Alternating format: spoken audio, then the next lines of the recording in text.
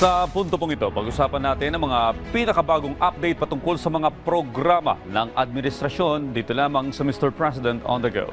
Una nga po dyan mga kababayan, pinangunahan ni Pangulong Ferdinand R. Marcos Jr. ang pagpapatupad ng programang Bawat Bayan Makikinabang sa lungsod ng Makati, kung saan mahigit 13,000 pamilya ang nakatanggap ng direktang ayuda mula sa pamahalaan. Sa ginanap na pamamahagi sa Makati Coliseum sa Barangay Singkamas, binigyan diin ng Pangulo ang patuloy na pagtutok ng gobyerno sa pangangailangan ng mga Pilipino, lalo na ang mga nangangailangan. Ayon sa Pangulo, patuloy na nag-iisip ng mga paraan ng pamahalaan upang matugunan ang mga pangangailangan ng mga kababayan at mapaginhawa ang kanilang pamumuhay. Kabilang dito, umaabot sa 13,571 na pamilya ang nakatanggap ng tig sa 10 kilong bigas sa ilalim ng Local Government Support Fund. Karamihan sa mga benepisyaryo ay mga pamilyang manggagawa, senior citizens at mga middle-income households mula sa iba't ibang barangay sa Makati.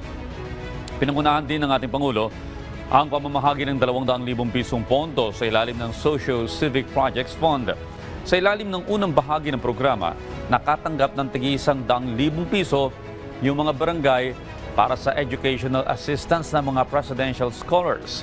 Samantala, ang ikalawang bahagi ng pondo ay inilaan naman para sa mga proyektong pangkomunidad katulad ng pagbili ng mga laptop, CCTV camera, generator, flood pumps at iba pang gamit para sa serbisyong pampubliko at disaster response. Ayon naman kay Makati Mayor Nancy Binay, malaking tulong ang programa lalo na sa mga pamilyang hindi karaniwang nabibigyan ng ayuda ng pamahalaan. Ang Makati City ay kabilang sa mga lungsod na sakop ng nationwide implementation ng programang Bawat Bayan Makikinabang ng Administrasyong Marcos Jr. At yan po muna ang ating update ngayong umaga. Abangan ang susunod nating tatalakayin patungkol sa mga aktibidad at programa ng kasalukuyang administrasyon dito lamang sa Mr. President on the Go.